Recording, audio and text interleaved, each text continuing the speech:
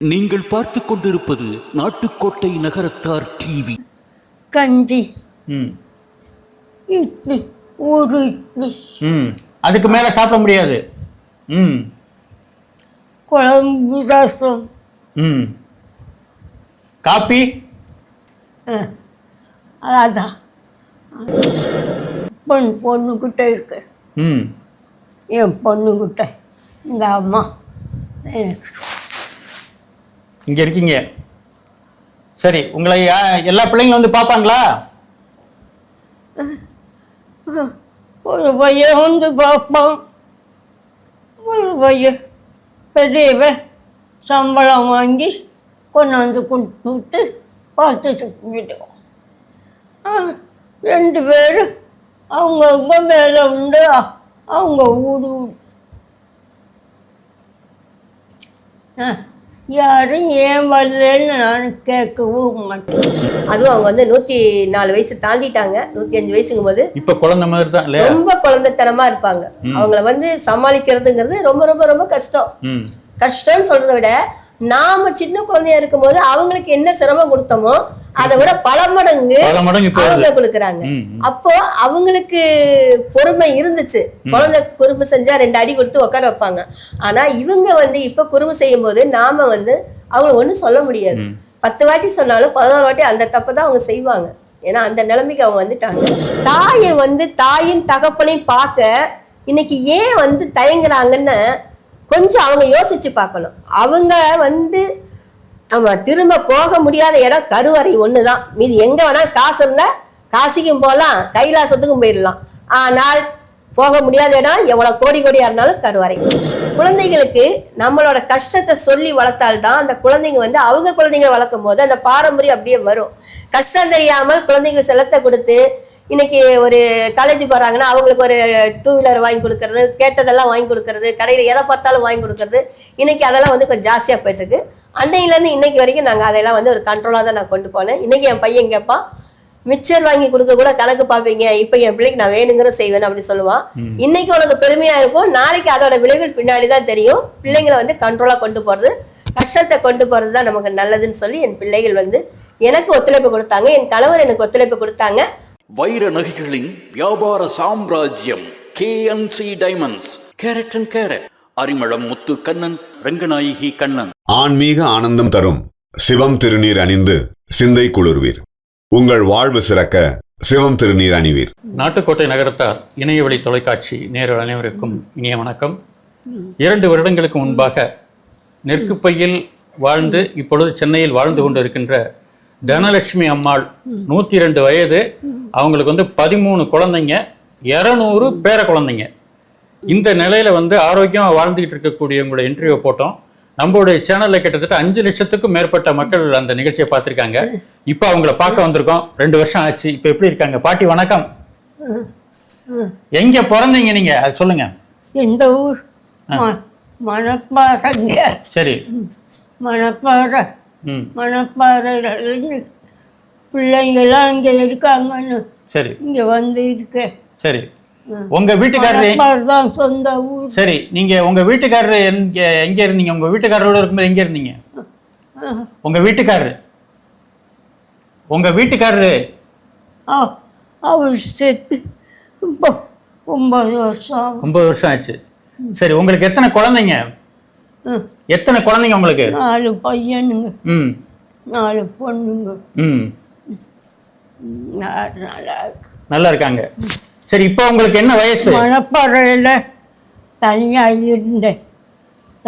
இருந்தா நமக்கு பிள்ளைங்கெல்லாம் வர முடியாது. இப்போ இங்கே வந்து 3 மாதம் ஆச்சு.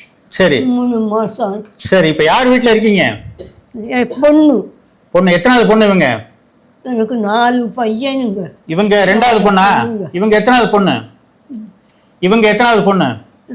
இது 13ஆவதுங்க. 13ஆவது குழந்தை. சரி, இப்போ நீங்க டெய்லி காலையில என்ன சாப்பிட்றீங்க? என்ன சாப்பிட்றீங்க? எனக்கு கல்யாணம் ஆவனதெல்லாம் நினப்பு இல்லைங்க, மறந்து போச்சு. சரி சரி சரி சரி. இப்ப காலையில என்ன சாப்பிட்டீங்க? பேச முடியல. சரி, என்ன பண்ணுது உங்களுக்கு? என்ன பண்ணுது உடம்புக்கு? என்ன பண்ணுது? 4 பையங்க இருக்காங்க. இப்போ 3 பொண்ணு இருக்கு. சரி, இப்ப என்ன சாப்பாடு உங்களுக்கு? என்ன தினம் என்ன சாப்பிடுவீங்க? என்ன சாப்பிடுவீங்க? கஞ்சி, ம் இட்லி, ஒரு இட்லி, ம் அதுக்கு மேல சாப்பிட முடியாது. ம் குழம்பு, ரசம். ம் காப்பி? அதான் அதான் இவ்வளவு அடிக்கடி சூடா குடிச்சு. இவ்வளவுதான் உங்க சாப்பாடு? பொண்ணுக்கிட்ட இருக்கு. ம் என் பொண்ணுக்கிட்ட இந்த அம்மா எனக்கு. இங்க இருக்கீங்க. சரி, உங்களை எல்லா பிள்ளைங்களும் வந்து பார்ப்பாங்களா? ஒரு பையன் வந்து பார்ப்பான். ஒரு பையன் பெரியவன் சம்பளம் வாங்கி கொண்டாந்து கொடுத்துட்டு பார்த்துட்டு போயிடுவோம். 2 பேரும் அவங்க வேலை உண்டு, அவங்க ஊரு. யாரும் ஏன் வரலன்னு நான் கேட்கவும் மாட்டேன். ம் அவங்கவுங்க வேலை அவங்கவுங்க. இப்போ கூட அங்கே இருக்கக்கூடாது, அவ்வளோ தூரம் தனியாக கிடந்தது, செத்துன்னு சொல்லக்கூடாதுங்க. இங்கே வந்து இந்த வேம்பும் இந்த அரசும் நான் வச்சுட்டு போனேன் வெளியில. அவங்கள பார்த்துக்கிட்டு என்னை படுக்கையில் போடாமல் கொண்டு போ. ம் சிவனே, நேற்று கூட ராத்திரி கூட எழுந்திரிச்சு கும்பல விளக்கு கொழுப்பு விழுந்துடுறேன். என்ன அறியாம கொண்டு அடிச்சு. ம் ஏன் விழுவுறீங்க? ஒரு இட்லி, ம் ஒரு இட்லி. என்ன சாமி கும்பிடுவீங்க?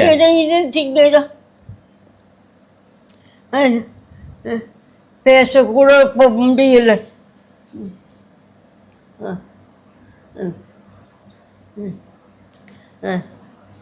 இப்ப என்ன சாமி கும்பிடுவீங்க? எனக்கா? ஆ.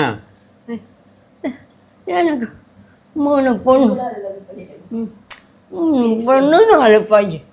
சரி, 13 மக்கள் பெற்றோம். இப்ப இவங்க தனலட்சுமி பாட்டியுடைய 13வது டாக்டர் கண்ணாம்பாள் இருக்காங்க. அவங்க வந்து ஒரு ஆர்டிஸ்டும் கூட, நல்ல பாடகி, ஆர்கெஸ்ட்ரா வச்சுருக்காங்க, நிறைய சினிமா தொடர்பான சின்ன சின்ன வேஷங்கள்லாம் பண்ணிகிட்டு இருக்காங்க. அவங்க இப்போ நம்மள்கிட்ட. வணக்கம். வணக்கம். வணக்கம்மா. நீங்கள் 13வது டாக்டர்னு சொன்னாங்க. ஆமாங்க சார். இப்போ வந்து என்னன்னா, இப்போ நம்ம 2 வருஷத்துக்கு முன்னாடி எடுத்தோம். அப்போ 102, இப்போ 104 வயசு முடியுது அவங்களுக்கு. முடிஞ்சது. இப்போ இவங்களுடைய தினப்படி நடவடிக்கைகள் என்ன, எப்படி இருக்காங்க? அனைவருக்கும் அன்பான இனிய மாலை வணக்கம். அம்மா பேர் தனலட்சுமி. அவங்களோட இப்போ அன்றாட பணி எப்படின்னு கேட்டால், நைட்டில் தூங்க மாட்டாங்க, பகலையும் தூங்க மாட்டாங்க. சாப்பாடுன்னு தோணும், கேட்பாங்க, ஆனால் அவங்களால சாப்பிட முடியாது. நம்ம 2 வருஷத்துக்கு முன்னே எடுக்கும்போது பார்த்தீங்கன்னா ரொம்ப எனர்ஜியாக பேசுனாங்க, ரொம்ப போல்டாக பேசுவாங்க. நான் காஃபி சாப்பிடுவேன், இல்லைன்னா 2 இட்லி சாப்பிடுவேன் அப்படின்னு அவங்க சொன்னாங்க. விருப்பப்பட்டு காஃபி சாப்பிடுவாங்க. ஆமாம், காஃபி வந்து ஒரு 3-4 வாட்டி சாப்பிடுவேன்னு சொல்லுவாங்க. ஆனால் இன்னைக்கு இருக்கிற இப்போ அவங்களோட நிலைமை என்னன்னா, எப்பொழுதுமே இந்த காஃபி மட்டும்தான் அவங்களுக்கு நினைவுல இருக்கு. ஏன் காரணம்? அதுக்கு என்ன காரணம் தான் இருக்கா? காரணம் வந்து அவங்களோட மனநிலை வந்து குழந்தை நிலைக்கு மாறிடுச்சு. இப்ப அந்த 103, 104 வரும்போது குழந்தை மாதிரி. சரி சரி. இப்ப 104 முடிஞ்சு 105 ஸ்டார்ட் ஆகும் பொழுது அவங்க அடிக்கடி கீழே விழுவாங்க. என்ன காரணம் அது? அதாவது தடுமாற்றம், தூக்கம் இல்ல, வெர்டிகல் பேலன்ஸ் போய் ஆமாங்க ஒரு சின்ன தலை சுத்த மாதிரி வந்து அப்பப்ப எந்த மாதிரி. 100 வயசு ஆயிட்டாலே பாத்தீங்கன்னா மறுபிறவின்னு சொல்லுவாங்க. அதே மாதிரி இப்ப அவங்களுக்கு பாத்தீங்கன்னா பழசெல்லாம் ஞாபகம் வரும், புதுசு இப்ப என்ன நடக்குன்னு கேட்டா தெரியாது. ஆனா இப்ப பழசை கேட்டா அவங்க அழகா சொல்லுவாங்க. சரி, அதுதான் இப்ப அவங்களோட நிலவரம். 2வது இப்ப அவங்க வந்து பாத்தீங்கன்னா ஒரு இக்கட்டான ஒரு சூழ்நிலையில இருந்துட்டு இருக்காங்க. இன்னைக்கு கூட அம்மா வந்து கீழே விழுந்துட்டாங்க. வாரத்துக்கு 2 வாட்டி விழுந்துடுவாங்க. என்ன மாதிரி விழுகுறாங்க? தலை சுத்தால உட்கார்ந்துட்டு விழுந்துருவாங்களா? அவங்க எப்படின்னா ஏந்திரிப்பாங்க, நடக்கணும், அவங்கள அந்த ஸ்டிக் வச்சு வாக் பண்ணுவாங்க, அதுக்கு முயற்சி பண்ணுவாங்க. ஆமா, நம்மள கூப்பிட மாட்டாங்க.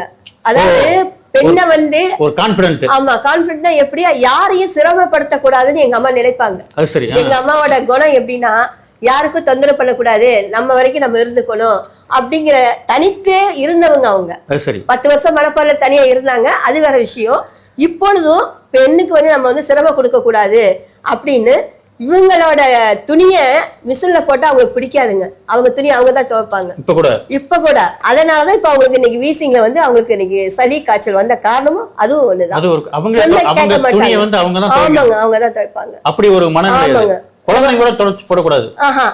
அதாவது அவங்க ட்ரெஸ் அவங்க துவைக்கணும், ஒண்ணு செய்யணும், வேற யாரும் செய்யக்கூடாது, மிஷின்ல போடக்கூடாது. இந்த காலகட்டத்துக்கு அதெல்லாம் எப்படி சரிப்பட்டு வரும்? மிஷின்லயும் போடக்கூடாது, மிஷின்ல போடக்கூடாது. சரி, இப்ப அவங்களே போய் துவைக்கிறாங்க. துவைச்சாங்க 2-3 நாளைக்கு முன்ன வரைக்கும் துவைச்சாங்க. சரி. ஆனா அதுதான் சொன்னேன், சர்வெண்ட் வரலைன்னா அவங்க வந்து துவைச்சிருவாங்க.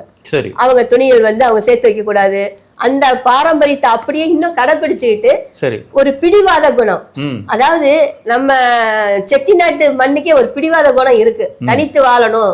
2வது அப்பா வந்து போஸ்ட் மாஸ்டர் வந்து ரிட்டையர் ஆனால பென்ஷன் வரனால அவங்க வந்து யாரை நம்பி இல்ல. இப்போ இன்னைக்கு வரைக்கும் பென்ஷன் இருக்கு. இன்னைக்கு வரைக்கும் அவங்களுக்கு பென்ஷன் இருக்கு. ஏன்னா அந்த பீரியட்ல இருக்கு. அதுக்கப்புறம் 2000ல ஏதோ கட் பண்ணிட்டாங்க. இப்பதான் கட் பண்ணாங்கல்ல இது. ஆனா இவங்களுக்கு எல்லாம் இருக்கும். இவங்களுக்கு அதன் பிறகு சர்வீஸ் வந்தவங்க பிறகு இப்ப கிடையாது. இப்ப கிடையாது. இப்ப அதாவது 2000க்கு மேல கட் பண்ணிட்டாங்க, பென்ஷன் கிடையாது. பட் ஆனா இவங்களுக்கு என்ன பென்ஷன் உங்களுக்கு வந்துட்டு இருக்கணும்? இப்போ இவங்களுக்கு பாத்தீங்கன்னா இன்னைக்கு நிலவரத்துக்கு பாத்தீங்கன்னா 28,000 வருது. அதனால இவங்களுடைய கான்பிடன்ஸ் தன்னுடைய புருஷனுடைய சம்பாத்தியத்துல யாருக்கும் தொந்தரவு கொடுக்காம நம்ம வாழணும். ஆமாங்க, இந்த கான்பிடன்ஸ் இப்போ வரையும் வச்சிருக்காங்க. இவங்களுக்கு சர்வெண்ட் 24 hours சர்வெண்ட் வச்சோம். சர்வெண்ட் வச்சாலும் அடுத்தவங்க செய்யறத அவங்க விரும்ப மாட்டாங்க.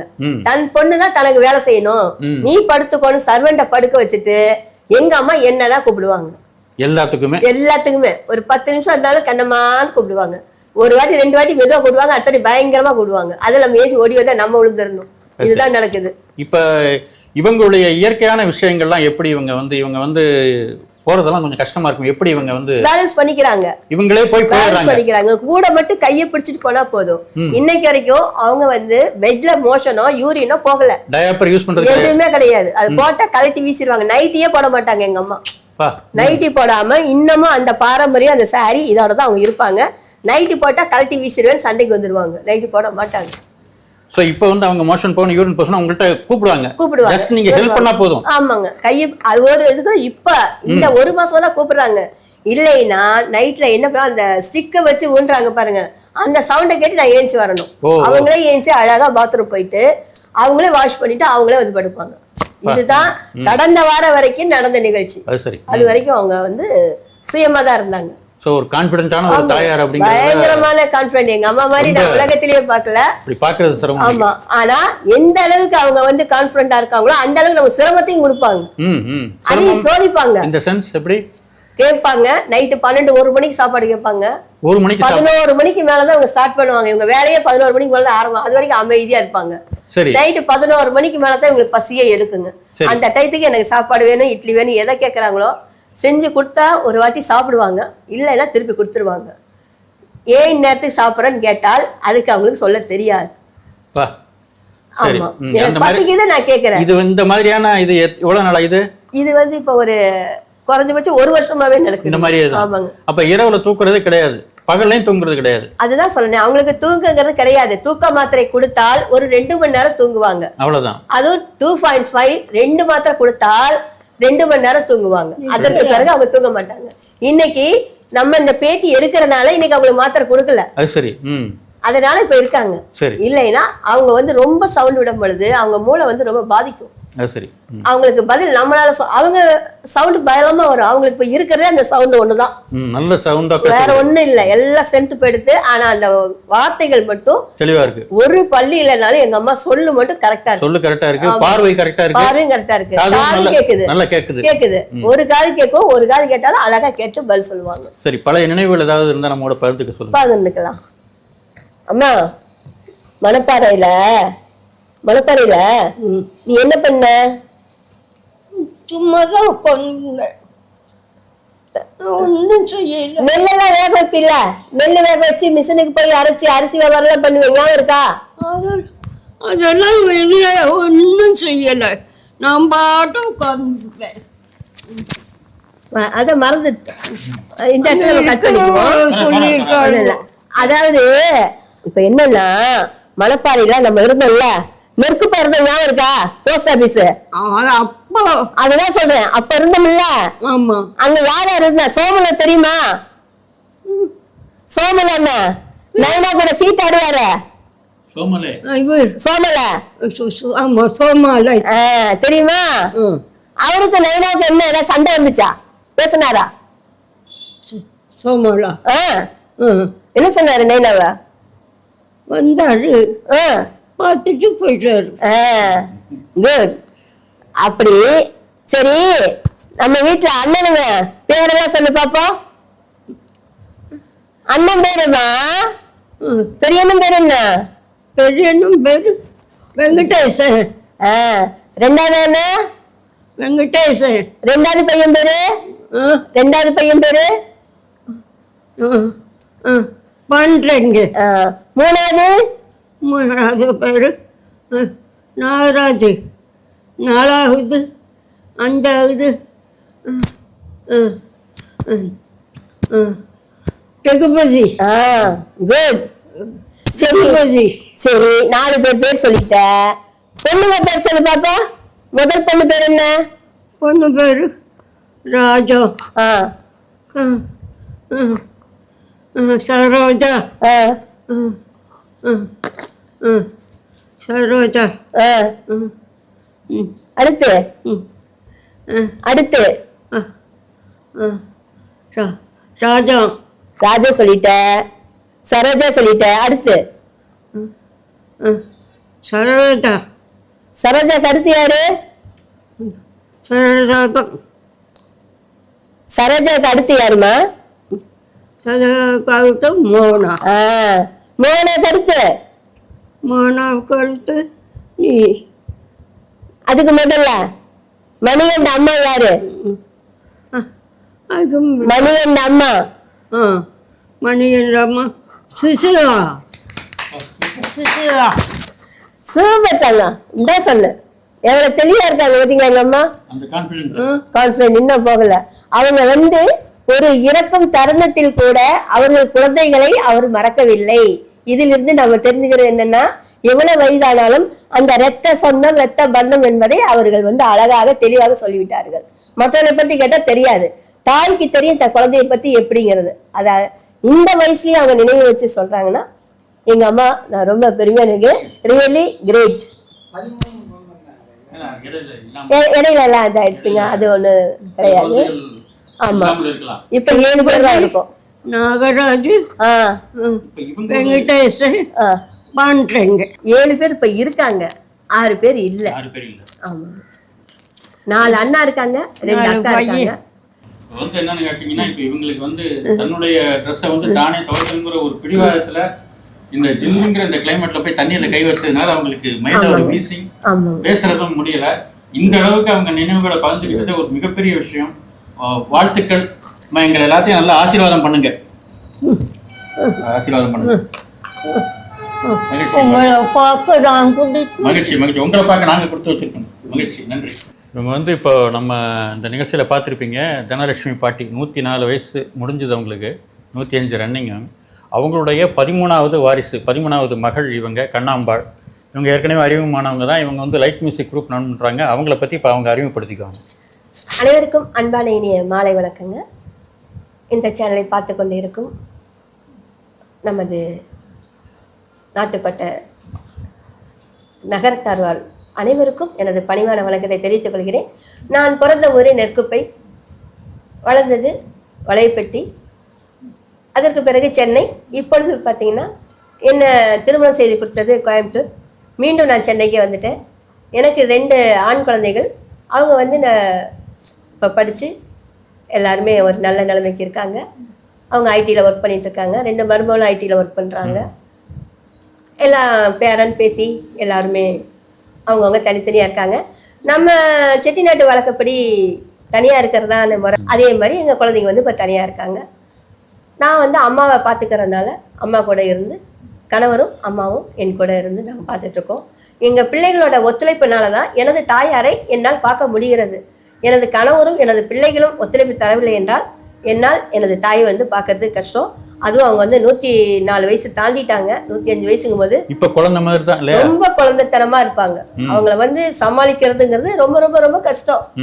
கஷ்டம்னு சொல்றதை விட நாம சின்ன குழந்தையா இருக்கும் போது அவங்களுக்கு என்ன சிரமம் கொடுத்தோமோ அதை விட பல மடங்கு அவங்க கொடுக்குறாங்க. அப்போ அவங்களுக்கு பொறுமை இருந்துச்சு.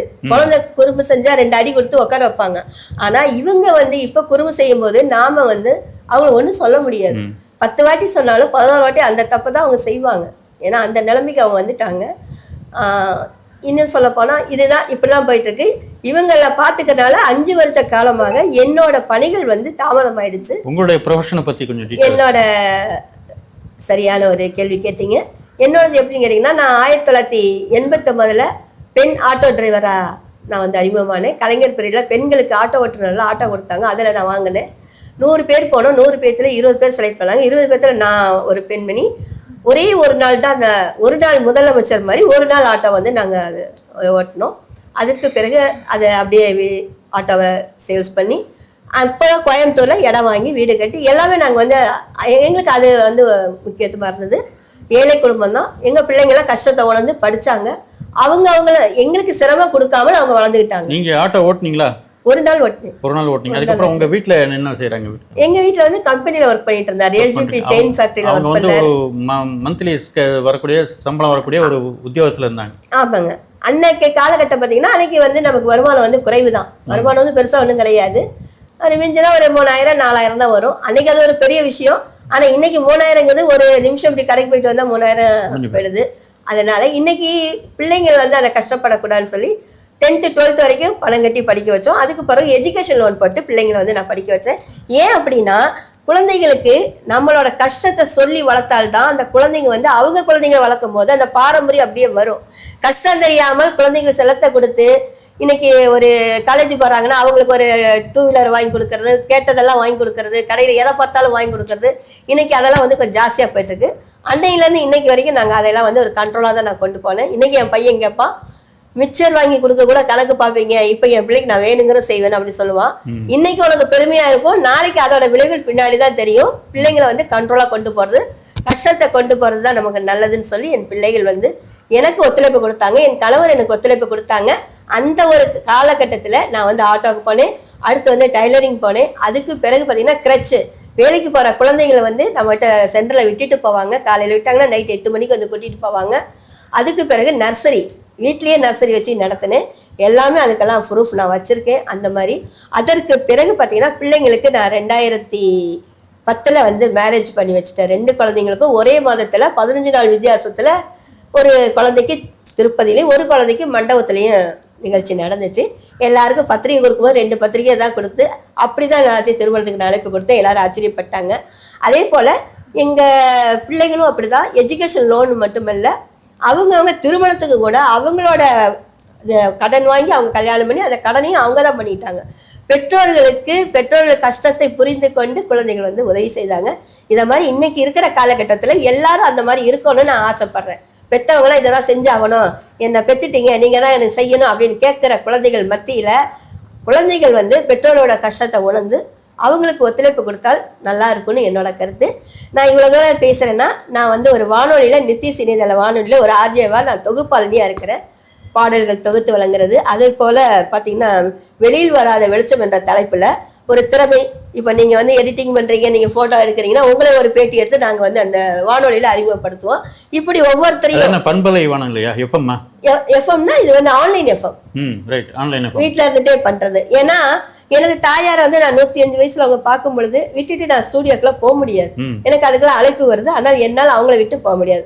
எனக்கு முதல்ல எங்கள் அம்மா 5 வருஷமா இதுதான் வீட்டில் தான் நான் இருந்துட்டு தான் நான் பண்ணியிருக்கேன். வீட்டில் இருந்து நம்ம என்ன செய்யணுமோ அந்த வேலைகள் வந்து சிறப்பாக போயிட்டு இருக்கு. அம்மாவை பார்த்து கொண்டு தான் இந்த வானொலியையும் நான் வந்து நிகழ்ச்சியில் பங்கெடுத்து கொண்டிருக்கேன். அது இல்லாமல் பார்த்தீங்கன்னா வாட்ஸ்அப் பாடல் தளம்னு சொல்லி ஒரு 4-5 தளம் வச்சு நடத்திட்டு இருக்கோம்.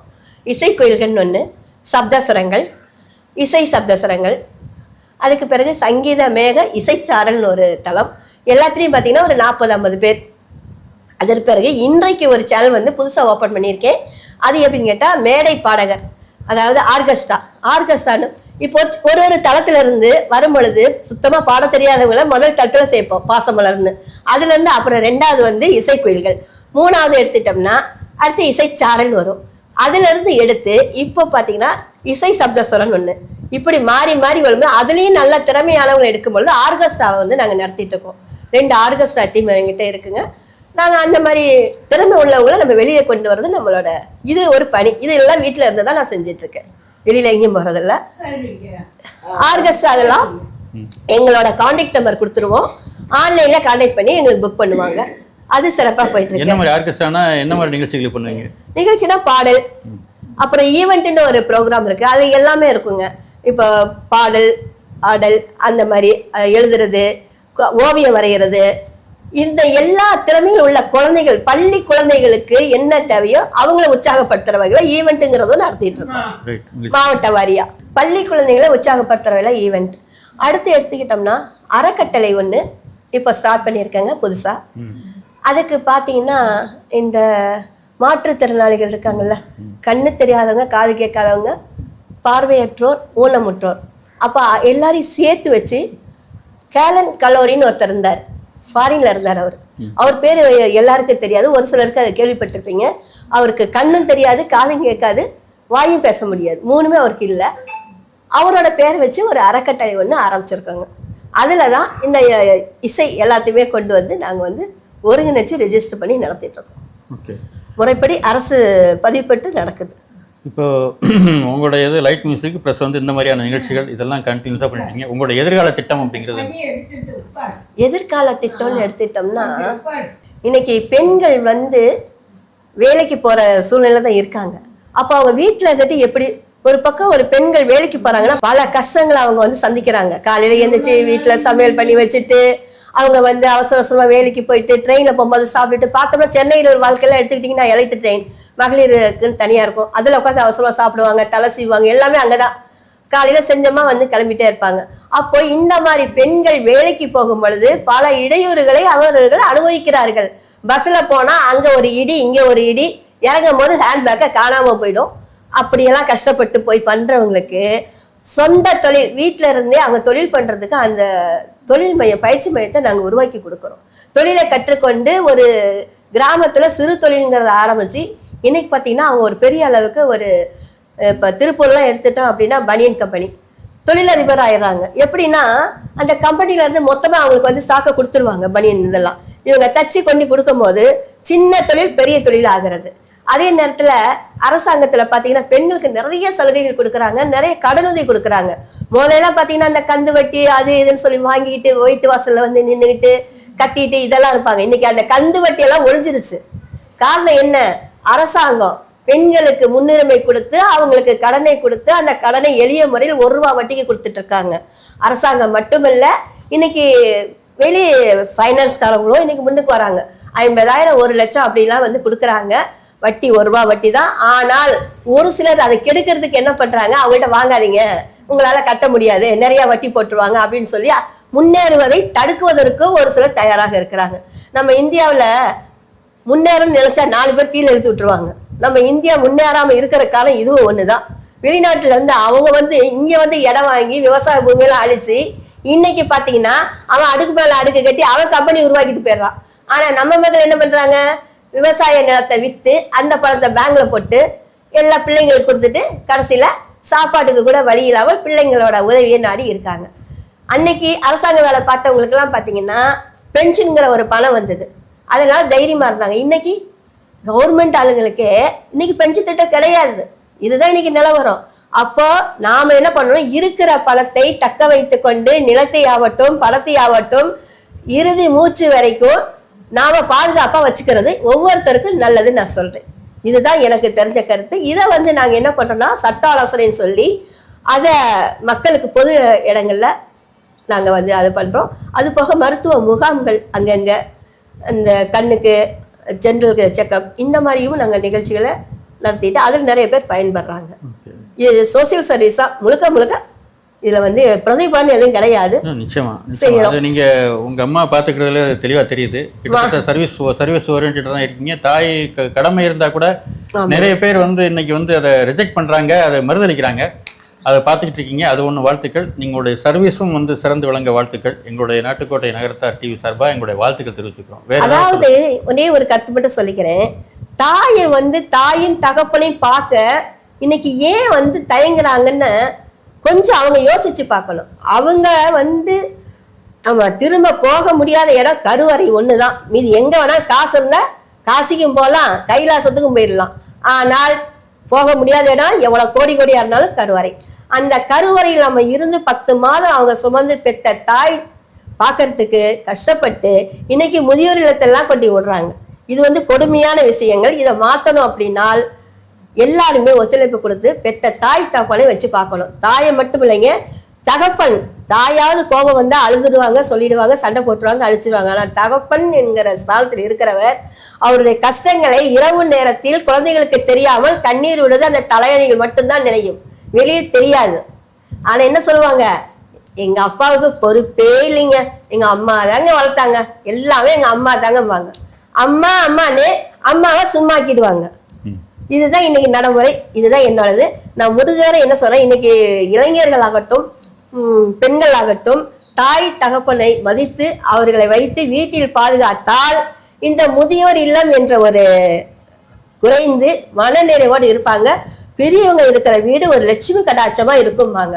அது வந்து நம்ம நகரத்தார் நாட்டுக்கோட்டை செட்டிநாட்டில் அது பழக்கம். அதில் நாங்கள் இருந்தனால அதை நான் வந்து கடைபிடிச்சிட்டு நான் கொண்டு போகிறேன்.